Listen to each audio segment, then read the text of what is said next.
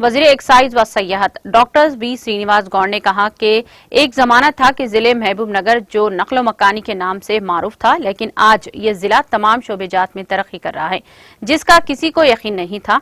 रियासती वजीर श्रीनिवास गौड़ ने आज जिले मुस्तखर में वाक़े विद्युत भवन के करीबी हिस्से में 10 लाख रुपए की लागत से तामीर करदा प्राइवेट इलेक्ट्रिकल टेक्नीशियन यूनियन की इमारत का इफ्तिताह अंजाम दिया। इस मौके पर मुनक़िदा तकरीब से खिताब करते हुए कहा कि महबूबनगर जो कभी पीने के पानी के लिए जद्दोजहद करता था, अब तमाम शोबे हयात में तरक्की कर चुका है। उन्होंने कहा कि मुत्तहदा रियासत में नौकरी रोजगार के मौके न होने की वजह से नकलो मकानी करनी पड़ती थी। उन्होंने कहा कि रियासत के तश्कील के बाद महबूबनगर तरक्की की मनाजिल तय कर रहा है। वजीर ने कहा कि जिले महबूबनगर में तरक्याती काम जोरों से जारी है और तामीराती शोबे ने जोर पकड़ लिया है।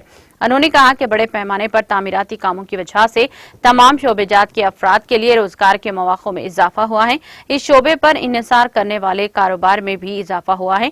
उन्होंने कहा कि हम तस्लीम शुदा वर्कर्स के लिए हादसाती बीमा की सहूलत के साथ खड़े हैं। रियासती वजीर श्रीनिवास गौड़ ने कहा कि पालामूर रंगारेड्डी प्रोजेक्ट से जल्द ही रिजर्वायर में पानी छोड़ा जाएगा।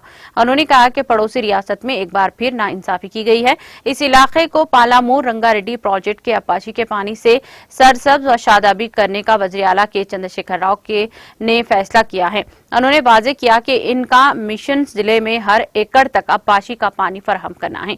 उन्होंने मजीद कहा कि प्रोजेक्ट के लिए पानी छोड़ने से इलाके मजीद तरक्की करेगा। इस मौके पर मुडा चेयरमैन जी वेंकन्ना, म्युनिसिपल चेयरमैन केसी नरसिम्हलू, बीआरएस के वी जिले सदर कृष्णा मोहन के अलावा दीगर मौजूद थे।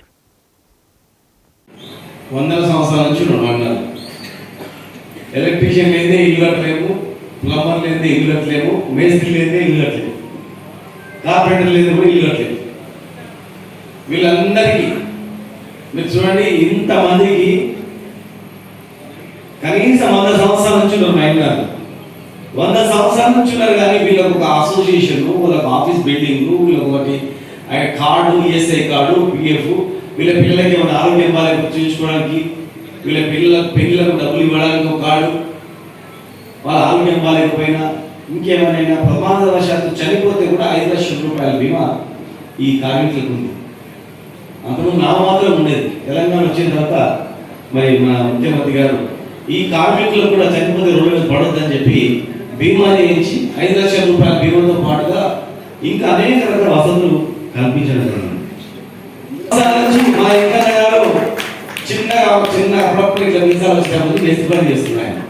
అప్పటి నుంచి ఆయన కోరిక ఏంటంటే, అరే మా మేస్త్రీలకు ఒక ఆఫీస్ ఉండాలి, ఏమైనా మాట్లాడుకోవడానికి ముచ్చడానికి అప్పటి నుంచి ప్రయత్నం చేసి, కానీ ఈ ప్రభుత్వం వచ్చిన తర్వాత ఆయన అడిగిన వెంబడే బిల్డింగ్ కట్టించడం, పెద్ద బిల్డింగ్ కట్టడం ఎదుర్కొచ్చుకున్నాయి. వాళ్ళు తీసుకొని ఎలక్ట్రీషియన్ వచ్చాడు, మాకు కూడా కావాలి, ఎలక్ట్రీషియన్ కూడా ఇచ్చినాం, ఇంకా కొన్ని తక్కువ పడితే కూడా ఇస్తాం, 5 లక్షల కూడా ఇస్తాం. ప్లంబర్లు వచ్చారు, ప్లంబర్లు కూడా ఇచ్చాం. ఇట్లా అన్ని అసంఘటిత కార్మికులు ఐక్యం చేసి మీకు ఒక ఆఫీసు, ఒక యూనియన్ ఉన్నటువంటి ఏంటంటే ఒక దగ్గర కూర్చుంటారు. ఇలా మహిళా సంఘాలు ఉన్నాయి, మహిళలు కూడా కట్టిస్తున్నాం. ఇప్పుడు ఈ బిల్డింగ్ కూడా ఈ హాల్ కట్టించినాం. అంతకుముందు ఉట్టి పడబడినటువంటి ఇది నా బిల్డింగ్, నా ప్లేస్ అని కొట్లాడుకొని పంచుకుంటుంది బాగా. ఇది గవర్నమెంట్ బిడ్డ అని చెప్పి మనం కట్టినాం.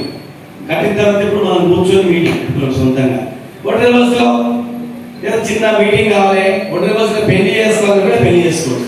చాలా మంది హిందువులు గుడి కావాలని చెప్పి ఆమె మీతో పాటు ఆమె వచ్చి అడిగింది.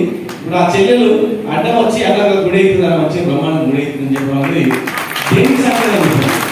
ఒక ముస్లిం మహిళ వచ్చి ఇక్కడ హిందువులు చాలా మంది గుడి కట్టారంటే గుడి కడుతుంటే సంతోషపడడం అనేది హిందూ ముస్లిం అనే భేదం లేకుండా ఎక్కడ ఎవరు ఎక్కువ జనం ఉంటే వాళ్ళు వాళ్ళ మనోభావాలకు కలిసిమెలిసి ఉండాలనేటువంటి భావన. ఎవరు ఏ మతంలో ఉంటారని కోరుకోలేదు కదా. నేను ముస్లింలో ఉంటున్నా, కానీ ఇక్కడ హిందువులు ఎక్కువ ఉన్న వాళ్ళు గుడి కావాలి, అక్కడ ముస్లింలు ఎక్కువ ఉన్నారు, వాళ్ళకి చిన్నగా ఏమన్నా దర్గాలు మస్జిద్ కావాలి. పరస్పరం ఇంతకుముందు ఎక్కడంటే వీళ్ళ పంచాయతీ పెట్టి కొట్టుకొని చంపుకొని సంతోషపడేవాళ్ళంతా.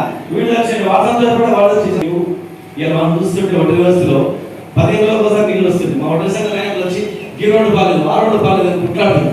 ఇలా చూడండి, రోడ్లు ఎంత బ్రహ్మాండంగా, మంచి నీళ్ళు వచ్చినాయి, రుణాలు వస్తున్నాయి, బిల్డింగ్లు వచ్చినాయి, హాల్ వచ్చింది. ఇంకా రాబోయే రోజుల్లో ఒంటరి బస్తీలో ఉన్నటువంటి వాళ్ళకు పెన్షన్ 200 రూపాయలు 2,000 పెన్షన్ చేసినాం, వికలాంగులకు 4,000 పెన్షన్ చేసినాం, కళ్యాణ 1,00,000 రూపాయలు చేసినాం, రోజు మంచిగా వస్తుంది. మెల్లమెల్లగా ఇప్పుడు ఒంటరి బస్తీలో కానీ మిగతా బస్తీలో కూడా పేదవాళ్ళకు చిన్న చిన్న కులాలకు ₹1,00,000 లోన్ కూడా శాంక్షన్ చేస్తున్నాం. ఎవరి మంత్ వస్తాయి, ఇక ప్రాణులకు నెక్స్ట్ మంత్, ఆ నెక్స్ట్ మంత్ చేసుకుంటూ పోతాం. మహబూబ్ నగర్ని